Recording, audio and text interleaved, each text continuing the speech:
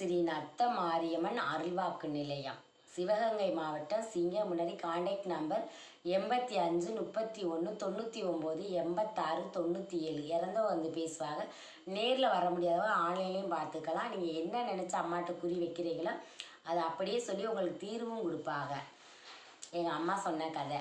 முதல்ல 2 கால் இருக்குது, ரெண்டாவது 3 கால் இருக்குது, நாலாவது 4 கால் இருக்குது. இதுக்கு என்னம்மா அர்த்தம்னு அம்மாட்ட கேட்டி. 2 கால் இருக்கும்போது நம்ம யார் சொல்லுபடியும் கேட்க மாட்டோம். அவன் என்னதே சொன்னாலும் நம்ம காதில் வாங்கிக்கிறாமல் நம்ம இஷ்டத்துக்கு எங்கே வேணாலும் போவோம், எங்கே வேணாலும் வருவோம். ஏன்னா நமக்கு 2 கால் இருக்கிறனால யாருடைய உதவி நமக்கு தேவையில்லை.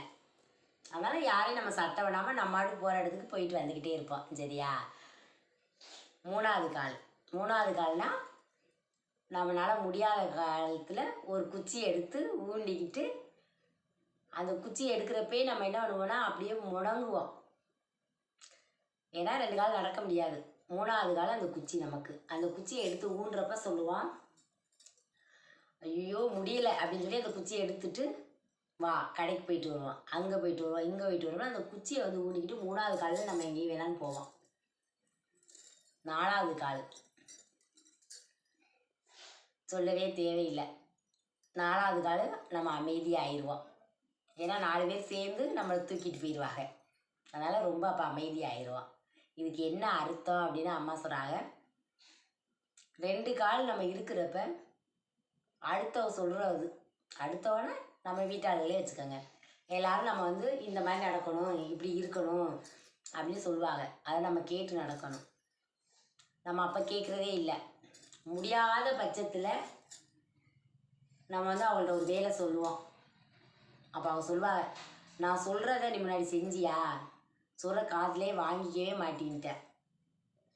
இப்போ பாரு உன்னால் எதையுமே செய்ய முடியல. இப்போ வந்து உனக்கு அடுத்த உதவி தேவைப்படுது. இதுக்குத்தே சொன்னோம், சொல்லுப்படி கேட்டு நட அப்படின்னு சொன்னான்.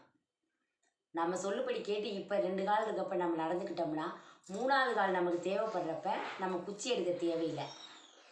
அவங்களே வந்து அன்றைக்கி நம்ம சொன்னதெல்லாம் கேட்டாங்க, செஞ்சாங்க. இன்றைக்கி வந்து நம்ம வந்து அவளுக்கு குச்சியாக இருக்குன்னு சொல்லி அவள் குச்சியாக இருந்து நம்மளை எல்லாமே பார்த்துக்கிடுவாங்க. 4வது கால் வந்து அமைதியாகிடுவோம்.